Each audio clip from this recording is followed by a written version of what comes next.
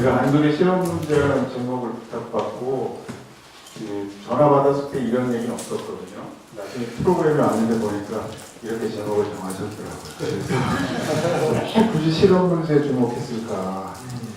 주로 제가 하는 강의가 가끔 목회자님들께 강의할 때 노동 문제 어떻게 볼 것인가 이렇게 강의하거나 아니면 특별히 요즘 비정규 문제 가장 심각하니까 이런 제목을 하거든요. 굳이 이게 아니고 이제 실험을 택한 이유는 아마 여기 다 목회자분들이어서 실업자가 자본주의 가장 약한 존재다, 사약자다, 뭐 이런 생각 때문에 이 제목을 선택하신 것 같아요. 네. 제 진작 그랬습니다. 그런데 실업통률 통계 문제점이 있어서 되게 실업이란 개념이 노동 문제를 공부하는 사람들에게 굉장히 중요한 개념이 아닙니다. 왜냐하면 제가 교재 썼지만 2008년 우리나라 실업률이 3.8%입니다. 그러면요, 일자리를 구하는 100명 중에서 한 4명 정도가 지금 일자리 못 구했다는 뜻입니다. 그렇지 않잖아요. 거의 뭐 38%가 지금 일을 못 구하고 있는 상황인데 3.8%면은 KGO 말은 완전 그럼 3%에 가까운 수준입니다. 이런 실제 실업 상황과 통계 시장이 발생 이유가 뭘까요? 일주일에 1시간이라도 일단 취업자로 보면 됩니다. 모든 알바 노동자들 가사동이 다 취업자로 보면 됩니다. 일주일에 1시간만이라도 기자발적 시간자 노동자라고 표현합니다. 취업 활동하지 않는 사람들은 통계 대상에 제외돼요. 하나도 안 돼가지고 그냥 쉬는 사람들은 통계에 포함되지 않습니다. 얼마나 많습니까? 우리 주변에 그런 사람들이. 취업 활동을 했다는 것은 그냥 자기 말로 되는 게 아니라 취업 원서를 낸 근거가 있다든가, 고용노동부에서 취업 활동 인정돼서 실업급여를 받는다든가 이런 근거가 있어야 됩니다. 그러니까 하다 몇 년 동안 취업이 안 돼서 쉬는 사람들은 여기 아예 포함되지 않습니다. 전국 32,000 표본 가구에 거주하는 15세 이상 인구에 대해 가구 방문을 통해 개개인의 취업, 실업 등 경제활동 상태를 면접 조사한다. 이게 통계청이 밝힌 실업률 조사 방식입니다. 이 설문조사에서 그냥 쉬었음에 표시하는 사람이 실업자 2.6배입니다. 이 사람들은 다 대부분 실업자 실제로는. 그래서 실업률 통계가 거의 실제를 반영하지 못하는데 이건 어느 나라가 다 비슷합니다. 우리가 조금 더 심하긴 하죠. 어떤 형태 공부하는 사람들은 군 공부자는 통계대로 비경제활동 인구입니다. 그러니까 영어회 책에도 보고 있으면 이 사람은 여기 포함되지 않습니다. 모든 공시적 따위 포함되지 않아요. 노량진 항공가에 있는 수많은 청년들 다 포함되지 않습니다. 그래서 이 실업률 통계가 별로 의미가 없어요. 청년 실업이 이제 굉장히 높습니다. 실제 실업률보다 청년 실업률이 굉장히 높습니다. 우리나라가 외환위기 이전에는 실제 실업률이 청년 실업보다 더 높았어요. 이게 지금 굉장히 역전된 거죠. 연세대학교 졸업식하는 날 그 앞에 계신 분이 계시지만 한 졸업생이 학교 안에 연수나가 와서 붙이고 갔잖아요. 연애가 뭐하냐? 백수인데 이름까지 바뀌고 이름은 살짝 지금 지운 겁니다. 연대가 아무나 가는 대학교가 아니잖아요. 뼈 빠지게 공부해서 명문대학 가봐도 실업자가 돼요. 그런데 이 청년 실업 문제에 대해서 이명박 정부는 계속 뭘 얘기했냐 하면 청년 실업은 청년 능력대가 높아서 발생하는 문제다. 그러니까 청년들이 대도시에 대기업 정규직만 구직할 것이 아니라 시골 농공단지에 거의 일할 사람이 부족한 것이 얼마나 많은데 버리시고 다 그곳에 가서 취업하면 청년 좀 잘해서 해줘야 됩니다. 계속 이것만 강조했습니다. 특히 그런 측면이 있어요. 그런데 그 시골의 농공단지 일자리가 어떤 일자리가 하면 최근에 이제 동물을 보호한다는 단체에서 안락사 한 바람에 큰 문제가 됐잖아요. 제가 그 보호대에 임해 들어온 것은 그 단체 동물 보호 기술에 일하는 노동자 노동 조건이 너무 열악했다는 거예요. 그래서 이주 노동자 2명이 그걸 하고 있습니다. 이게 화장실, 그리고 방이 구분이 안 되는 그 난방이 안 되는 컨테이너 숙소에서 화장실은 전기가 나갔는데 고치지 않아가지고 대낮에도 깜깜합니다. 그 이주노동자 2명 부부가 일하면서 한국 사람들 왔다가 다 갔어요. 그런 일자리들이에요. 그러면 여러분이나 여러분의 자녀가 대학을 가든 안 가든 그런 곳에 가서 바빠지게 일하면서 최저임금 계속하는 그런데 취업하고 싶겠습니까? 그렇지 않잖아요. 그래서 취업 담당 특성하고 교사가 하는 말이 학생들 4명을 데리고 시골 농군단에 취업을 시켜봤대요. 정부가 그 취업률을 높이라고 막 압박하면서 이걸 숫자로 꼭 강요했기 때문에 취업생들의 무한사고가 발생한 건데요. 숫자를 딱 세워놓고 몰아치면 그때 사고가 발생합니다. 완전히 군대식이죠.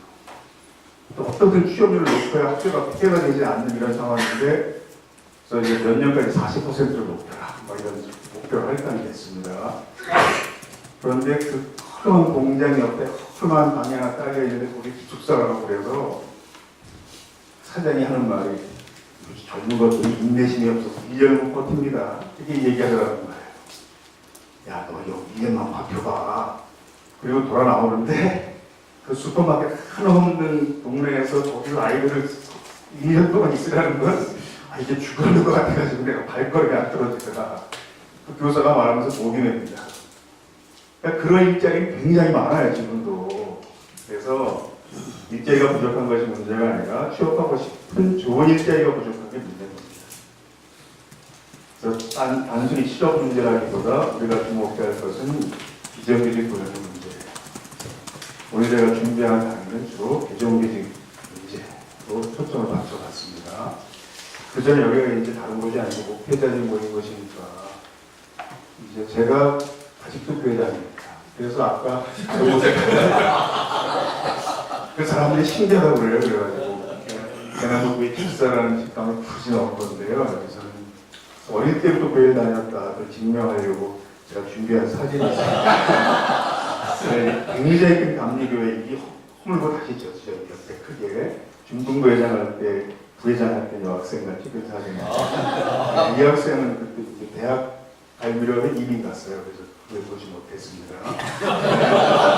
제가 중고등학교는 물론 대학교까지도 방학 때마다 기도원 가서 잘 가셨어요. 이게 성화산 기도원인데 기도를 드러내놓고 하잖아요. 보이는 데서. 근데 이 기도원은 기도처를 그 산 중턱의 길가에 딱 놨더라고요. 그래가지고 열심히 기도하는 걸 누가 찍었습니다. 제가 여름 성경학교에서 교사할 때 모습인데 제가 제대하고 얼마 안 돼서 아직 머리가 세차하지 않았을 겁니다. 여기 어린이들이 지금 50대 후반입니다. 제가 65이니까 뭐 한 10년 소리입니다. 제 아내도 교회에서 만났습니다. 근데 아내가 저보다 훨씬 신앙심이 더 신실해서 가끔은 이런 거 아직도 해요. 준비한 문제를 생기면 온 가족이 금식을 합니다. 금식이 끝난 날 제 아내가 가족들에게 보낸 문자예요. 참여가 함께 금식에 참여해 주시면 감사합니다. 2분에 끝납니다. 저는 가끔 교회 내는 헌금이 너무 많다 이런 생각이 들어서 저는 어릴 때부터 이 습관이지만 아직 11조를 하거든요. 그래서 아내에게 제가 우리 교회 내는 헌금을 좀 줄이고 다른 곳에 기부하는 걸 더 많이 늘리자. 아내가 뭐라고 그랬을까요? 그냥 다른 데 더 많이 내. 왜 헌금을 못 내요? 그게 제 아내 가족 신앙의 기준이죠, 제 아내가. 제가 74학번인데 이제 KSCF로 활동을 했습니다. 스카라고 그러잖아요. 74년 이게 한 4, 5월경에 제가 1학년 때였는데 했던 식기도회입니다. 그 학생처장이 나와가지고 우리 동아리 회장 막 제지하고 맨 뒤에 요 사람이 저예요. 학부사 기자가 찍어서 이래 남았는데 이때 불렀던 찬송이 어느 민족 어느 때나 별변할 때 있나니 어느 편에 설 건가. 찬송 불렀던 기억이 기억납니다. 그러면 이게 한국기 배신교가 노동 문제에 참 관심 가졌을 때 모습입니다. 조하순 목사님입니다. 앉아 계신 분이. 천여 때입니다. 지금은 지금도 천여구나. 죄송합니다. 실수했습니다. 예. 동정녀신데. 예, 맞아요. 서 있는 분은 최영희 씨인데, 네, 했었죠. 근데, 왜 초가집에 마련했을까요? 선교 세미나를. 그러니까 이 예수에도 그렇지만 이 선교 단체의 원칙이 뭐냐면 선교 대사가 같은 수준에서 생활한다. 그래서 이런 애가 다 초가집이니까 초가집에 사무실 마련했고, 제가 고등학교 때부터 여기 들어들었는데 그냥 가면 사무실 바닥이 흙바닥이었습니다. 흙바닥에 철저히 태민의 책상 놓고 선교 활동을 했습니다. 제가 CBS TV에 추천 나오라는 프로그램 나가서 이런 얘기를 했어요. 노동자 성경 공부에 참여하면서 인생의 주제가 된 노동 문제. 제가 학생 운동을 다 정리하고 어떤 자원봉사를 여기서 시작했냐 하면 해고된 노동자들과 성경 공부하는 걸 열차를 했습니다. 근데 저는 유일한 비노동자 참여자였어요. 왜냐하면 이걸 다 빠짐없이 기록해서 나중에 책으로 만들자 이런 계획이 있었고 제가 그걸 이제 맡은 학생이었죠. 60학번 선배 김동환 목사님도 해봐. 그래서 따라가서 했습니다. 첫날 누가복음에 나오는 비유를 차례차례 공부했는데 제가 참여했던 첫 번째 성경 공부 노동자들과 같이 바로 이거지. 이성화의 말 속에 돌아온 탐자의 비유입니다. 근데 그냥 어떤 얘기가 했냐면 나 성경을 처음 읽었는데 너무 재밌다. 야 이건 기승전결이 완벽한 스토리인데 모든 영화나 소설의 가장 중요한 대목을 클라이막스라고 한다. 그러면 돌아온 탐자의 클라이막스는 어디일까? 저 정답을 알고 있었습니다. 수십 번 들었잖아요. 목사님들이. 바로 이 장면입니다. 우리 모든 일을 용서하시는 그 사람. 근데 나이 어린 여성 노동자가 모안에서 자랐다고 자기 소개했었는데 이렇게 말합니다. 나는 탐자가 입안에서 재산을 다 탕진하고 더 이상 먹을 게 없어서 돼지먹이라고 쓰이는 이 쥐엄나무 열매를 먹으려고 하는 순간 너희가 클라이막스 같아. 아버지를 돌아가자. 이때 깨달았자. 궁절 본 사람이 고통을 당한 사람이 지혜를 본다고 생각해. 아주 그게 굉장히 큰 충격이었어요. 그게 정답이든 아니든 같은 성경을 읽는 동안 이렇게 느끼는 사람이 내 주변에 있는 걸 내가 전혀 모르고 살았다. 그래서 이런 충격이 그게 거의 매번 있었습니다. 두 번째가 이제 도난 사마리아 사람들입니다. 근데 그때 아시겠지만 제1교회 사건이 있었잖아요. 거기 잡혀가서 불유 살고 온 사람. 80년도에 잡혀가서 불유 살았다는 거는요. 그냥 거기 있었을 뿐이지 아무것도 안 했다는 뜻입니다. 그냥 구원을 한번 외쳤으면 불유 안 삽니다. 구속됩니다. 소지품에서 위인물 한 장 나오면 구속되지 불유 처벌하지 않습니다. 그래서 불유 살았다는 것은 아무것도 하지 않고 거기 그냥 있다가 잡혔다는 뜻입니다. 근데 그분이 무슨 얘기를 하냐면 내가 굉장히 시력이 나빠서 이제 안경이 없으면 일상생활이 불가능할 정도인데 연행 과정에서 안경이 깨졌다는 거예요. 유치장에 옆방에 어떤 청년이 경찰들에게 항의하더라는 거죠. 저 사람이 안경을 나눠줘라. 안경이 없어 일상생활이 불가능한 사람이라 당신들이 깨졌으니까 당신들이 책임져라. 근데 여러분 80년도는요.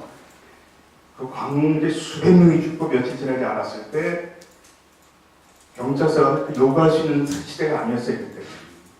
그 청년이 불려나가서 거의 반죽음이 되도록 두드려 맞았다는 거죠. 처음에 문제를 제기하면 완전히 두드려 잡아야 그 다음이 편하다. 맨 처음에 나오는 손목부터 죽여라. 이거잖아요. 근데 자기가 모르는 사람이었다는 거예요. 그 사람. 난 그 사람이 이상한 사마리아 사람 같습니다. 자신의 아무 손해가 없이 남을 돕는 건 누구나 할 수 있지만 이렇게 자신의 큰 손해를 받는 순간 남을 돕는 것 이게 선한 사마리아 사람 같습니다. 이게 수십 몇 번 이어지는 성경 공부 동안 계속 이어져서 기독교와 노동 문제가 거의 동시에 제 삶의 중심에 들어오는 굉장히 소중한 체험을 제가 했어요. 그때. 그래서 아직까지 교회도 다니고 있고 일을 계속하고 있는 겁니다. 나중에 모아서 책도 한 권 냈죠. 감리교 선교국에서 나온 책인데 제가 노동에 대한 가치를 전혀 몰라서 1년 6개월 고생하고 나온 책을 원고에 한 번도 안 받았어요. 그냥 이런 것만 너무 감사했습니다. 굉장히 잘못된 건데 이게. 그러면 요구하는 사람이 나쁜 사람이 되잖아요. 이게 선한 거지만 이걸 강조하면. 그래서 제가 기독교적인 바탕으로만 노동 문제를 설명해도 할 수 있습니다. 한 2시간. 왜냐하면 되게 교회에 다니는 노동자 간부들이 있어요. 위원장도 있고. 거의 공통적인 호소를 합니다. 장로님이나 목사님들이 믿는 사람 그런 거 하는 거 아니야. 다 얘기한다는 거죠. 우리 다 알고 있지만 믿는 사람이 더 해야 되는 거잖아요. 그걸 사실은. 그래서 제가 그런 배경이 전혀 없이 그냥 노동 문제만 공부한 사람은 아니다. 이걸 알아줍시다 싶어서 했습니다. 제가 새롭게 소설도 나갔어요. 보수적인 복음주의 신앙 가진 사람들은 여기 나오면 거의 고집수표입니다. 근데 2번이나 나갔어요. 10년 만에 한 번 또 나갔습니다. 또 오라고 그래서. 근데 이때 CBS TV가 저를 소개하는 이제 인트로를 만들었는데 그게 저를 기회를 잘 표현했어요. 그래서 자랑 삼아 이제 보고 이야기 시작하겠습니다. 대형마트 비정규직 노동자들의 애환을 그린 인기 웹툰 송골. 드라마로도 제작된 이 작품은 실제 모델을 두고 만들어졌습니다. 바로 성공회대 노동아카데미 하종간 교수. 군부독재에 맞서 싸운 학생들을 연행한 사건과 연루돼 고문을 당했던 청년 하종간. 20살 때입니다. 선교단체에서 자원봉사를 하며 노동자들의 이야기를 들은 그는 그들의 삶에 관심을 갖게 되고 노동운동 전선에 뛰어들었습니다. 그 후 35년이 넘는 시간 동안 노동자들을 위해 상담하고 교육하는 데 매진하고 있습니다. 이웃을 사랑하라는 주님의 말씀에 순종하여 우리 주위의 낮은 자들의 친구가 되어주는 하종간 교수. 그의 진솔한 이야기를 들어봅니다. 네, 지금부터 제가 이야기 시작하겠습니다. 제가 서론입니다. 이제 노조 가입 권유하는 대통령 이런 기사가 있었습니다. 오바마 대통령 이야기죠. 그러니까 동영상으로 보겠습니다. I've said it before, I'll say it again. If I were looking for a good job that lets me build some security for my family, I'd join a union.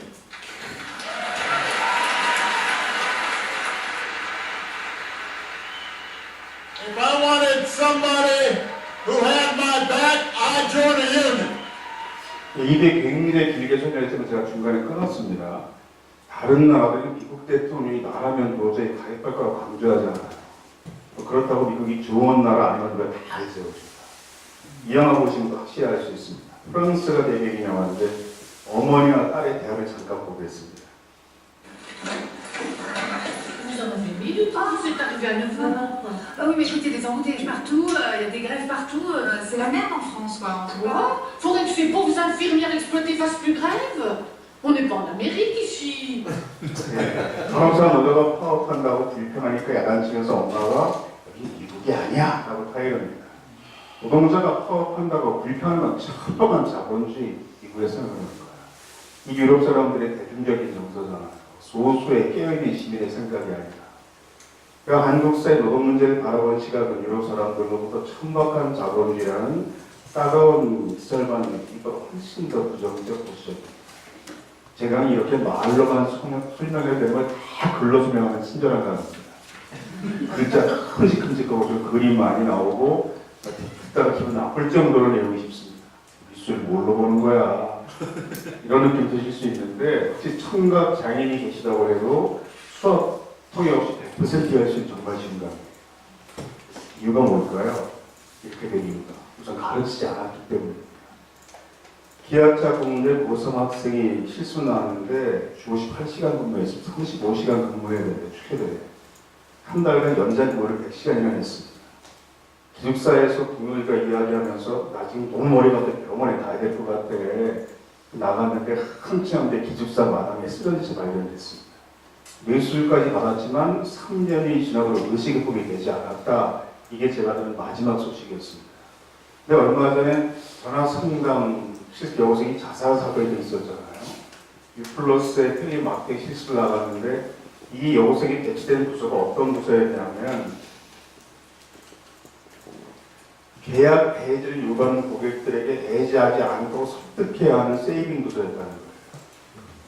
평생 살면서 들었던 욕보다 그 며칠 동안 더 많은 욕을 고객들에게 들은 겁니다.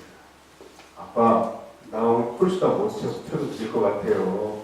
이런 문자도 보냈지만 결국 부신 자살한 시신으로 발견됐습니다. SBS가 지방 사건을 다뤘을 때 이 프로그램에서 제가 보니까 그 도중에 기아차에 실습하다가 쓰러진 학생 소식이 잠깐 나오더라고요. 6년째 병석에 놓인다는 것. 19살에 실습 나가 쓰러진 채 25살 될 때까지 6년째 의식 없이 놓인 아들의 엄마가 씻겨지는 모습이 잠깐 나왔습니다. 이러한 사건이 왜 발생할 수밖에 없을까? 여러 가지 분석을 해봤습니다. 우선 회사가 잘못했죠. 이렇게 있으면 안 되잖아요. 또 다른 측면이 있다는 거예요. 학교에서 노동교육을 전혀 하지 않아서 자기를 방어할 능력이 없었다는 겁니다.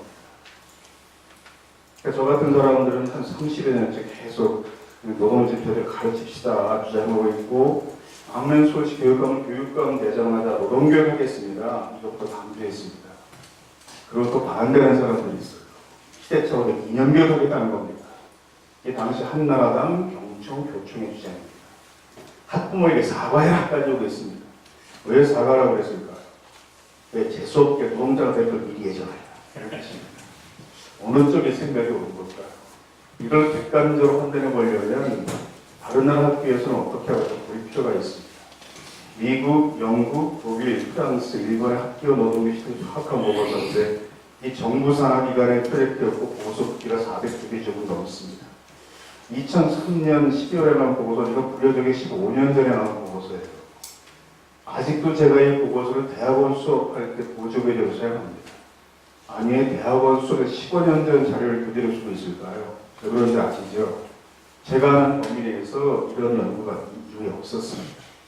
이 분야는 그렇게 취약합니다.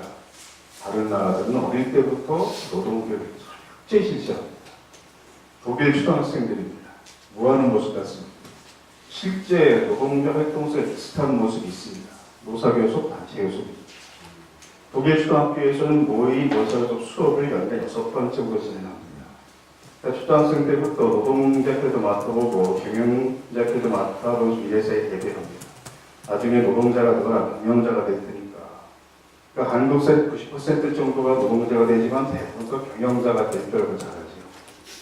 독일 초등학교에서는 노동자 완벽화를 실시한 학생들이 압도적으로 많아서 경영자 역할 맡은 학생이 항상 부족하다는 거예요. 직접 독일 연수 가서 보고 온 교사들 얘기 들어보니까 어떤 학교는 한 명 빼고 다 노동자 감각화를 신청했다고 합니다. 그러니까 한 명은 어떤 학생이었겠습니까? 나중에 부모의 가업을 이어가는 학생 한 명 빼고는 다. 독일 교과서 중에서 한 페이지에 일부만 보겠습니다. 학교에서 학생들에게 어떤 내용까지 가르칠까요? 동명을 형성하고, 현재 요구서를 작성하고, 서명운동을 전개하고, 방위문건을 작성하고, 플라카드나 벽보를 만들고, 초대학을 체결하고, 대중매체, 언론과 인터뷰하고, 연설을 작성한다. 이런 내용까지 학교에서 가르칩니다. 아마 좀 걱정을 좀 묻고 계실 거예요. 여기는 안 계시겠지만 다른 학부모님들은 학교에서 대단한 기술을 가르치고 있네. 이런 자가 할지도 모르죠. 그럼 왜 가르치겠습니까? 사회 전체 유익하기 때문입니다. 프랑스 고등학교 1학년 과정이 되면 시민, 법률, 사회과목 교과서가 1장, 2장, 3장으로 구성되어 있는데 3장령 전체가 교과서 3분의 1 정도 분량이 단체 교섭의 전략과 전술을 짜는 내용으로 채워져 있습니다. 만약 고등학교에서 학생들에게 단체 교섭의 전략 전술을 몇 달 동안 가르치는 거야. 우리 그러한 생각이 들겠지만 이러한 지식을 노동이나 자본이 공유하는 것이 사회발전에 유익하다. 깨달으면 충분히 가능한 일이죠. 이건 프랑스의 공영교육방송, 우리 EBS 같은 방송이 프랑스에 있는데 10살 아동이 노조가 뭔가라고 물었을 때 그 설명해주는 교육자료입니다. 제 강의 들었던 청년이 프랑스에 가 있으면서 이런 게 있더라고요. 찾아가지고 번역해서 올렸더라고요. 우리가 프랑스 10살 아동으로 가정하고 잠깐 같이 보겠습니다. 제 강의가 좀 수준이 그렇다고 그랬잖아요. C'est quoi un syndicat? C'est un groupe de personnes qui défendent leurs intérêts professionnels. Les syndicats agissent par exemple pour obtenir de meilleurs salaires, de meilleures conditions de travail. Dans le passé, les syndicats ont permis de grands progrès comme l'interdiction du travail des enfants ou la possibilité de se reposer le dimanche. Il existe des syndicats dans des branches professionnelles précises comme les cheminots, les patrons, les professeurs, les agriculteurs, les étudiants. Certains ont des missions plus larges et défendent les intérêts de tous les employés. C'est le cas notamment de Force ouvrière, de la CFDT ou de la CGT. Ces syndicats discutent avec les chefs d'entreprise pour signer des accords, par exemple sur l'accueil des travailleurs handicapés. Dans la plupart des entreprises, le délégué syndical représente le personnel et défend les positions de son syndicat. Les syndicats discutent aussi avec le gouvernement sur des projets de loi sur le travail. En France, tout le monde a le droit d'appartenir à un syndicat, mais là pourtant, les syndicats sont très puissants. Ils sont capables d'organiser des manifestations ou des grèves qui peuvent bloquer de nombreuses entreprises. Le syndicalisme, les Français seraient sans doute moins payés et ils travailleraient dans des conditions bien plus pénibles. 한국의 열쇠라도 이 정도를 배우시면 상상해 보십시오. 대학생이 돼도 배울 데가 없어요, 한국에서는. 제가 수강 관계상 다른 나라 이해관한선으로 전부 생략했는데 한국으로 학교에서 노동교육까지 한 나라는 거의 없습니다. 일본도 미국도 정말 철저히 가르치거든요. 그래서 깜짝 놀랄 정도로. 우리가 경제신문은 언론으로 취급하지 않잖아요. 근데 헤럴드 경제가 참 이상하게 지난 추석 연휴에 세계 노동교육 이 기획해서 계속 시리즈를 올렸습니다. 알고 보니까 이 기사 쓴 기자가 거기 노동자 위원장이었고 우리 송무대학교 제자더라고요. 지난 기수강생이었는데 첫 번째 기사 올라왔을 때 이런 댓글이 달렸습니다. 미국도 노동자의 권리 철저하게 교육합니다. 인구의 90% 이상 노래 위치에 자신의 권리 보장받아야 하는데 우리나라는 마치 모두가 병역 입원이가 되느냐 기업 주인 입장만 가르치죠. 미국에 살았거나 살고 있는 사람인 것 같아요. 나중에 검색해서 보시면 오늘 제 설명보다 훨씬 자세히 아실 수 있습니다. 제 후배가 캐나다에 몇 년 살고 왔는데 자녀가 중학생이었습니다. 캐나다 중학생 학부 몇 년 한 거예요. 교장 선생님이 가정통신을 보냈더랍니다. 몇 월 며칠부터 교사 노조가 파업할 예정이가 하여튼 학교 보내지 마십시오. 맞벌이 부부의 자녀는 특별히 케어할 수 있도록 하겠습니다. 이런 내용이었답니다. 캐나다 교사노조가 파업하는 모습입니다. 학생들이 교사마다 파업을 지지하는 집회를 열더라는 거죠. 그래서 한국인 학부모와 캐나다 중학생이 물어본 겁니다. 교사가 파업하면 학생은 수업을 못하는데 우리 한국 학부모 단체 피해자를 하면 학습권을 취해당하는데 왜 학생이 교사의 파업을 지지하나요? 캐나다 중학생이 뭐라고 답했을까요? 그것이 우리 미래이기 때문입니다. 이렇게 답했다는 거죠. 그러니까 캐나다도 이 정도 가르칩니다. 유럽에 있는 나라뿐이 아니라 다른 결론 첫 번째, 학교 노동교육할 필요가 있다는 거죠. 지금은 학교 과학 청소년 단체가 주로 진행하고 있지만 이게 학교 안으로 점점 옮겨가고 있는 과정입니다. 경부 고속도로에 교통사고가 발생했습니다. 광역버스와 승용차들이 받았는데 얼마나 세게 들이받았는지 5인 승용차가 이렇게 구겨졌습니다. 밑바퀴가 앞에다 붙었을 정도로 또 자녀들이 모처럼 얼마들의 돌을 마련해서 부모님께 마련된 승용차였다는데 현장에서 바로 사망하셨죠. 뒤에서 들이받은 버스 운전기사 근무 시간 혹시 보셨습니까? 뉴스에서 이렇게 했습니다. 그 출퇴근 시간을 빼고 이 운전기사 하루 한 2-3시간 잤다는 뜻입니다. 하루에 2-3시간 자고 14시간 운전을 했으면요 그동안 사고 안 난 게 우리 이상한 겁니다. 그러니까 이런 사고 말씀할 때 주로 언론들은 길 안전운전, 졸음운전 굉장히 많이 강조하지만 더 중요한 해결책이 뭐겠습니까? 운전기사 노동시간을 줄여줘야 됩니다. 운전기사 개인이 바뀌는 것이 아니라 운전기사가 속한 그 사회의 구조가 바뀌어야 합니다. 이 사회 구조를 바꾸는 것을 우리가 노동인권 분야에서 노동운동이다 이렇게 표현하는 거잖아요. 근대 자본주의 사회 노동자 활동이 구조적으로 정당한 이유를 자신만의 독창적 방식으로 자유롭게 설명하시고 제가 했던 중간 시험 문제입니다. 대학생들에게. 이런 학생들이 아주 싫어합니다. 그래서 자유롭게 쓰는 게 두렵습니다. 채점 문제도 뭔지 모르겠고 나는 열심히 썼습니다. 한 학생이 답안에 그림 하나만 덜렁 그려놨습니다. 이게 무슨 뜻일까요? 제가 만점 준 답안입니다. 가산점까지 줬어요. 내가. 숲에 보면 큰 나무도 있고 작은 나무도 있잖아요. 근데 큰 나무는 그 나무의 마음이 아무리 착해도 작은 나무에게 어떤 존재이겠습니까? 빛을 가리는 존재가 될 수밖에 없다는 거죠. 이런 현상을 해결처럼 처음 공부할 때 뭐라고 표현하나요? 한국사는 어릴 때부터 전교 1등 하신 분도 이런 걸 답을 못합니다. 안 가르쳤으니까. 이게 다른 나라 초등학교 철학 교과서 나오는 사파잖아요. 철학 에세이. 이런 이제 구조적 모습 이렇게 표현하잖아요. 익숙한 용어지만 보신 분들은 왜 이 그림이 노동자 활동의 정당성사라는 것일까? 서울대병원 노동자 계속하는 모습입니다. 왼쪽은 노동자, 오른쪽으로 간호사들이 많습니다. 오른쪽은 경영진 대표적 의사들이 많습니다. 양쪽의 학력을 비교하면 어느 쪽에 학력이 있겠습니까? 오른쪽 사람들의 학력이 훨씬 높습니다. 그렇다고 해서 왼쪽에 있는 노동자들의 겉으로 툭한 주장이 오른쪽에 있는 경영자들의 세련된 주장보다 정당하지 않다. 이렇게 볼 수는 없다는 거죠. 그러니까 노동자의 임금 인상 요구가 정당한 이유는 그 노동자의 교양이나 인품이나 지식이 경영자 자본가보다 훌륭하기 때문이 아니라 현대 산업사회가 이런 모습을 가지고 있어서 이 숲의 작은 나무가 자기 길을 좀 더 키우려고 하는 노력이 당연히 정당한 것처럼 노동자 행복한 삶을 추구하는 권리학장 요구가 구조적으로 정당한 면이 있다는 뜻입니다. 제가 썩 내키지 않지만 경영자 대상 강의도 가끔 해요. 강사를 엄청나게 많이 줍니다. 기분 나쁠 정도로. 이게 자기들 자부심입니다. 이 정도되는 회사야. 강사를 극진히 하잖아요. 저 일부러 그럴 때 막 물바지, 청바지 입고 가고 그래요. 거기 가서 벽근이만 설명해도 한두 시간 얘기할 수 있어. 온가지 벌어집니다. 상상할 수 없는. 이 회사도 일상이구나.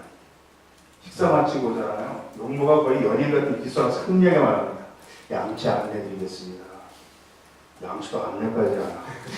왜 그랬겠어요? 그 임원 중에 양치실이 따로 있으니까. 양치하는 동안 그 비서가 밖에 서서 다른 사람 머릿속에 통제합니다. 지금 강승 양치이십니다. 자기네 경영진한테 강의하러 와서 그만큼 대우해 준 겁니다. 얼마나 제가 불편했겠어요, 그 대우 받고. 근데 그걸 한두 번 겪으니까 바로 적응되더라고요. 라면 사무사 남동이 하시면 반드시 하셔야 한다. 특권이 2번 계속되면 3번째부터 당연한 권리처럼 느껴져요. 대개 CEO들 대상이 정확하게 정시에 잡합니다. 강의장이 들어오면 앞자리부터 차곡차곡 앉아요. 노동자 강의에게 정시회가 거의 없습니다. 제 시간에 안 옵니다. 강의장이 들어오죠? 저 뒤부터 앉습니다. 이게 그 잘 나가는 금속노조도 이렇습니다. 이게 한 자동차에서 노동자들입니다. 아무도 안 앉잖아요. 이런 기둥기가 명당이죠. 사무실 똑같습니다. 이건 금융사업장입니다. 석사, 박사가 있는 연구소 노동자하고 이렇습니다. 이제 어디라고 말씀드리지 않겠어요. 박사들입니다. 그렇다고 해서 이 약자, 피고용자, 직장인 노동자들의 무질서하고 예의 없어 보이는 그런 산만한 모습들이 사회적 강자, 경영자, 자본가들의 교양 있는 모습보다 정당하지 않다. 이렇게 볼 수는 없다는 거잖아요. 이걸 잘 체계화한 개념이 그게 노동상권이에요. 굳이 이걸 설명하지 않겠습니다. 그거 아실 테니까 외우셨으니까 이거. 제가 내일 아침 칼럼 내용이 이건데요. 새벽에 제가 원고 너무 긴 것 같습니다. 한겨레 신문 칼럼 요즘 거의 지면으로 안 보시던데 내일 아침에 혹시 배달되고 오시면 보세요. 김일동 씨랑 이게 5개의 희순에 강연을 해봤습니다. 이게 의행노조가 기획한 행사인데 주말 저녁에 극장이나 대학교 강당 이런 데 빌려서 하종강 교수가 노동교육하러 왔으니까 와서 들으십시오. 주말 저녁에 유명원들이 거기 몇 명이나 오겠어요. 전화도 안 갑니다. 그래서 국립 끝에 김재동 씨한테 연락을 해본 겁니다. 같이 한번 해보겠냐고. 하겠다더라고요. 별로 큰 돈 받지 않고. 내가 요즘도 1개월에 무료가 아니라서 아시겠 정도 해요. 한때 법륜 스님한테 속아서 80개 적도 있어요. 별로 큰 돈 받지 않고 같이 했습니다. 근데 김재동 씨가 누나가 5명인가 되는데 그 매형 중에 한 명이 조선소에 산재로 사망한 사람이잖아요. 그게 눈물이 없습니다. 병원으로 막 달려갔더니 입원실을 찾고 있는데 여관실을 가라고 그러더라고. 그래서 이제 같이 했어요. 상당히 성도를 가져갔어요. 그리고 은행원으로 가족까지 다 데리고 거기 그날 김재동 씨 얘기 들어오는 거예요. 오면 제가 2시간 들어야 돼요. 이게 노조가 노린 겁니다. 굉장히 성과가 좋아서 이번 재작년이고 작년에 또 유시민 씨하고 한국이라고 음식 평론하는 사람이죠. 욕도 많이 먹는 사람인데 같이 한 바퀴 돌고 끝났습니다. 이렇게 2년 동안 준비한 파업을 며칠 전에 국민은행 노조가 체육관에 10,000명이 모여서 다 한 거예요. 전국 수백 개 사업장에서 10,000명이 모이려면 한 2년 준비해야 됩니다. 이렇게. 그런데 제가 이 얘기 몇 번 했냐 하면요. 김영우 씨가 노동사건을 정말 쉽게 잘 설명하더라고요. 우리가 알아듣는 우리말로 좀 쉽게 설명합시다. 헌법 제33조 노동사건이 뭐냐면요. 야 보여봐. 이게 단결권. 어이 나와봐. 얘기 좀 합시다. 이게 단체 교섭권이에요. 말이 한 통하네? 그럼 불러옵자. 이게 단체 행동권입니다. 이거 상당히 살벌한 권리입니다. 왜 전 세계 대부분 나라에서 노동자들이 자기 이익을 추구하면서 대사에 손해를 끼칠 수 있는 살벌한 권리를 노동자의 가장 기본적인 헌법상의 권리로 보장하고 있을까요? 왜 그렇겠습니까? 그게 사회 전체에 유익하니까. 시행착오로 거칠지라도 이게 검증됐으니까 산업화 과정에서 우리말 전혀 가르치지 않는 사회인 거죠. 철도노가 파업했을 때 정부가 불법 파업으로 규정하고 수십 명을 징계했지만 예전과 다른 시민들의 반응이 좀 있었습니다. 내가 이번 철도노조의 파업을 적극 지지하는 이유는 임금 인상 등 이기적 목적을 위한 파업이 아니라 정부의 민영화 정책에 저항하는 공익적 목적을 위한 파업이기 때문이다. 제가 아는 이제 지식인 사진 예술가가 저런 글을 쓰기도 했고 가장 보수적인 대구에도 이런 연수목이 붙어있더라고요. 대구 지역에. 고마운 사람들입니다. 그런데 내가 이 사람들을 만날 기회가 있을 때마다 강의했어요. 그렇게 말하면 깨어있는 양심적 시민처럼 보일지 모르지만 자꾸 그렇게 강조하면 임금 인상이나 고용 보장에 목숨을 거는 노동자들의 투쟁이 부족해 보인다. 노동자들이 자신의 이익을 추구해도 그게 정당한 거예요. 이걸 우리 가르치지 않는 겁니다. 그러니까 서울대 노조가 파업했을 때 총학생회가 도서관 난방을 해야 될 거 아니냐 당당하게 주장하는 거죠. 게다가 또 사회 교수라는 사람이 세계 이런 나라 어디 있냐. 인제 양성은 도서관까지 난방을 끄는 파업하는 그런 나라 어디 있냐. 한겨레 기자가 바로 이틀 뒤에 이렇게 많다. 반박 기사를 올렸잖아요. 도서관 폐쇄까지 했지만 학생들이 지지했다. 그 파업 다른 나라에서는. 그렇게 가르치고 배웠으니까 그렇게 행동하는 겁니다. 장결론 두 번째, 노동들의 구조적 관점으로 보자. 지식, 교양, 학력의 수준이 상대적으로 낮고 표현 방식이 거칠다고 해서 노동자 주장이 경영자 주장보다 정당하지 않다고 볼 수는 없다. 다는 사실이지만 이렇게 정리해봤습니다. 이런 얘기까지 해야 되나 싶긴 하지만 문재인 정부도 처음 취임한 노동부 장관이 취임 시계직을 강조했습니다. 근로자직 노동자로 하겠습니다. 노말 정리부터 보겠습니다. 근로자인가 노동자인가. 사전 검색해 보니까 근로자에 대해서는 설명이 짧고 간단해요. 노동자는 복잡하고 자세하게 됩니다. 이런 차이가 뭘 의미하는 걸까요? 국회에 모든 법률의 근로를 노동으로 바꾸는 노동법안이 제출됐습니다. 상정되지 않았지만 12개 법을 바꾸면 돼요. 그런데 이렇게 주장하면서 팩트가 아닌 설명을 해서 이 주장 자체가 매도당했습니다. 근로란 단어는 일제강점기에 조선 총독부가 불역적으로 만들어낸 단어다. 그렇진 않거든요. 왜냐하면 조선왕조실록입니다. 근로란 단어 나올까요? 23번 나옵니다. 근로란 단어는 108번 나와요. 노동자라는 단어 한 번도 안 나옵니다. 즉 근로자 예전에 있었던 단어라는 뜻이에요. 근로는 삼국사에도 나옵니다. 이게 무슨 뜻이겠습니까?